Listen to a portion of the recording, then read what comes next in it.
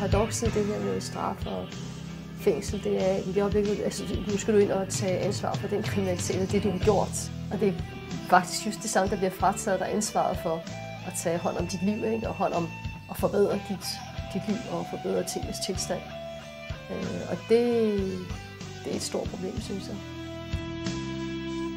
Det handler om retten til læring og uddannelse inden for murene, og om at begrænse antallet af indsatte, der ryger tilbage i kriminalitet. Den der institution, den bliver større og større, man bygger flere og flere fængsler, i stedet for at tænke på, hvordan får de her mennesker til at fungere, så de bliver en glæde for sig selv og for samfundet.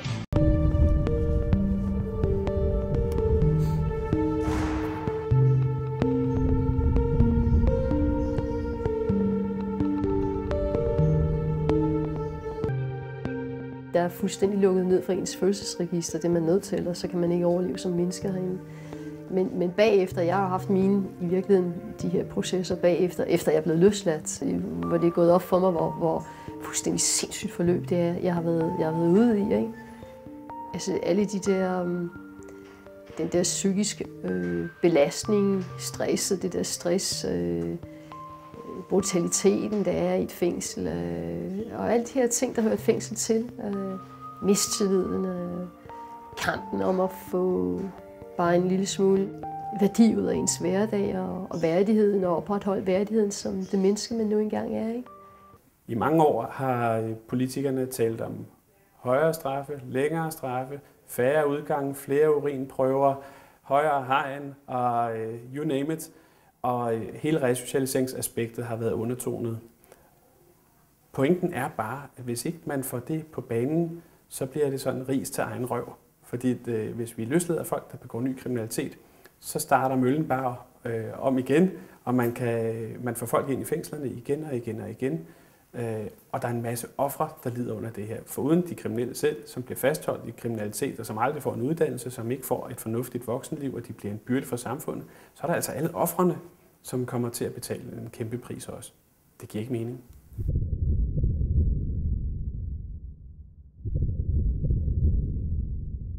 I de kommende måneder gælder det om at få grønt lys til projektet, men det kræver den nødvendige politiske opbakning på Christiansborg.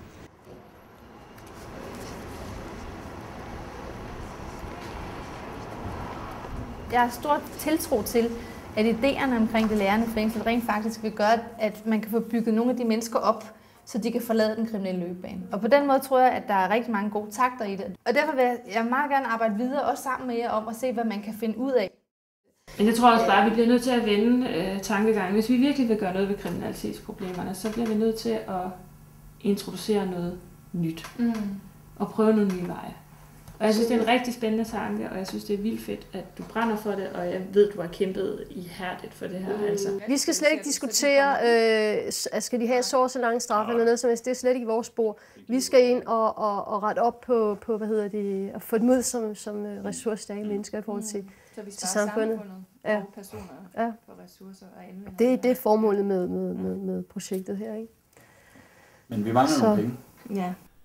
Efter min opfattelse, så er der et større behov og et større ønske om uddannelse blandt de indsatte, end det, der bliver tilbudt ganske enkelt. Og det gælder faktisk på alle områder, både på hvad angår det faglige, og det viste den undersøgelse, jeg lavede, i høj grad, at der var et kæmpestort ønske om faglig orienteret uddannelse, hvor man altså praktisk uddannelse, håndværksuddannelse, AMU-kurser, whatever, men i den boldgade.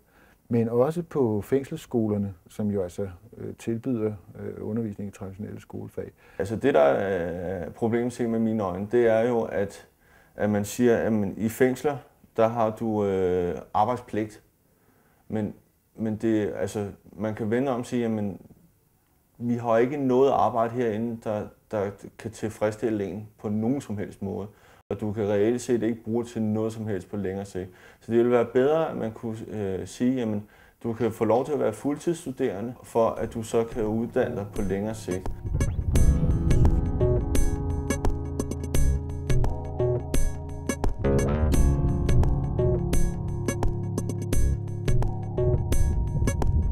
Altså det vi kan se, det er, at de personer, som tager uddannelse, mens de er i fængsel, de får meget ud af det i forhold til arbejdslivet efterfølgende.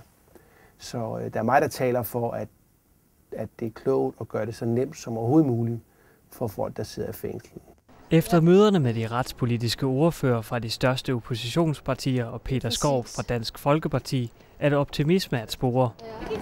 Ja, det synes jeg faktisk også. Altså den retning, vi projektet kører, det er jo fantastisk. Altså. Og han er positiv indstillet. Ja. Der er en opbakning til det er projektet.